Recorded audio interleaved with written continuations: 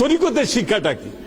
তরিকতের শিক্ষা হচ্ছে যে শিক্ষার মাধ্যমে একজন আবেদ ব্যক্তিকে হুজুরি কালবের সঙ্গে নামাজ আদায় করার শিক্ষা দেওয়া হয়, তাহাকেই তরিকতের শিক্ষা বলা হয়। আমরা যখন নামাজে দাঁড়াই, খাজা বাবার শিক্ষা বলা হয়, আগেই বলা হয়, হুঁশিয়ার করা হয়, খেয়াল কাল কাল আল্লাহর দিক, আল্লাহকে হাজের নাজের ওয়াহেদ জেনে ওই হালে আল্লাহকে সেজদা করে। তাহলে আমাদের শিক্ষাটা তো এটাই। ইবাদত করবেন আপনি, ইবাদতে যদি আপনার কালকে আপনার শরীরের সঙ্গে একত্রিত না করতে পারেন, এখন এই কালটা কি? এই কাল সম্বন্ধেই তো যারা তরিকতের ভিতরে দাখিল না, তরিকা গ্রহণ করে নাই, তারা তো এই কাল সম্বন্ধে জানে না। কাল জিনিসটা কি এটাই তো জানে না।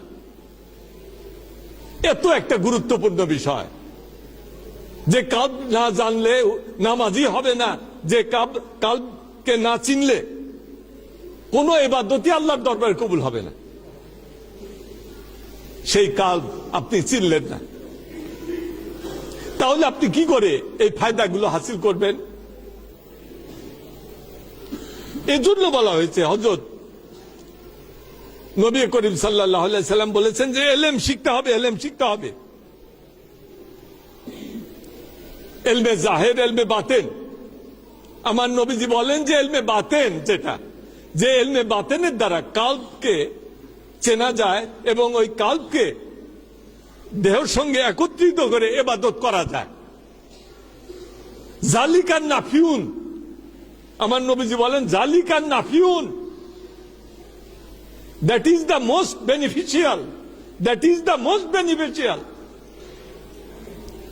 সেই ইলমে বাতেন, তরিকতের ইলম সম্বন্ধে আমার নবীজি বলেন যে that is the most beneficial। ওই তরিকতের ইলমটা হচ্ছে বেশি উপকারী, বেশি উপকারী। শরীয়তের ইলমের থেকে তরিকতের ইলম বেশি উপকারী, কারণ ওই ইলম দ্বারা তুমি কালবকে চিনতে পারো। আর যখন কোন ব্যক্তি কালবকে চিনতে পারে, তখন তার অবস্থাটা কি হয়? হাদিস শরীফে আমার হযরত মাওলা আলী রাদিয়াল্লাহু তাআলা আনহু তিনি বলেন, মান আরাফা নাফসাহু ফাকাদ আরাফা রাব্বাহু। যে ব্যক্তি নিজকে চিনল, অর্থাৎ নিজের কালবকে চিনল, নিজের নফসকে চিনল, সে হাকিকতে আল্লাহকে চিনল। কারণ আল্লাহ পাক বান্দার যে অবয়ব, শরীরের আকৃতি বা কালবের যে রুহের যে আকৃতি, এগুলো আল্লাহ পাক নিজের রুহের আকৃতিতে তৈরি করেছেন। সুতরাং আল্লাহ পাক তার রুহের ভিতর থেকে ফুৎকার করে আদমের ভিতরে রুহকে প্রবিষ্ট করে দিলেন, ওটা আল্লাহ রুহ থেকেই করলেন। সুতরাং কেউ যদি নিজের রুহকে চেনে, নিজের নফসকে চেনে, নিজের কালবকে চেনে, সে আল্লাহকেই চিনল। এটা হাদিস শরীফের কথা। আমরা এগুলো না চিনে এদিক ওদিক দৌড় পারলে কাজ হবে না। আপনি যে কাজটা সহজে করতে পারেন,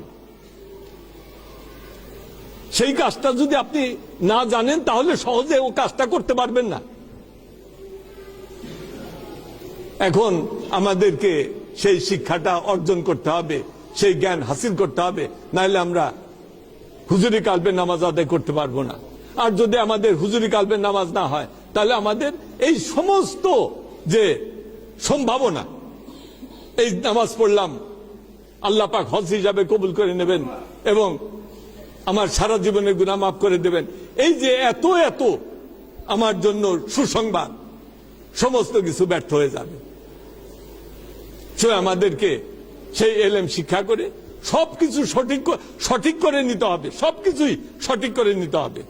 আমার ইবাদত পদ্ধতি আমি কি করে করব, কালবের শিক্ষা, কালবের ভিতরে কি কি শিক্ষা আছে, এই লতিফার ভিতরে কি কি শিক্ষা আছে, আপনার জিকিরের শিক্ষা আছে, মুরাকাবার শিক্ষা আছে, ফায়েজের শিক্ষা আছে, মহব্বতের শিক্ষা আছে, তারপরে জেরে কদমের শিক্ষা আছে এবং আমার সিবগাতের শিক্ষা আছে।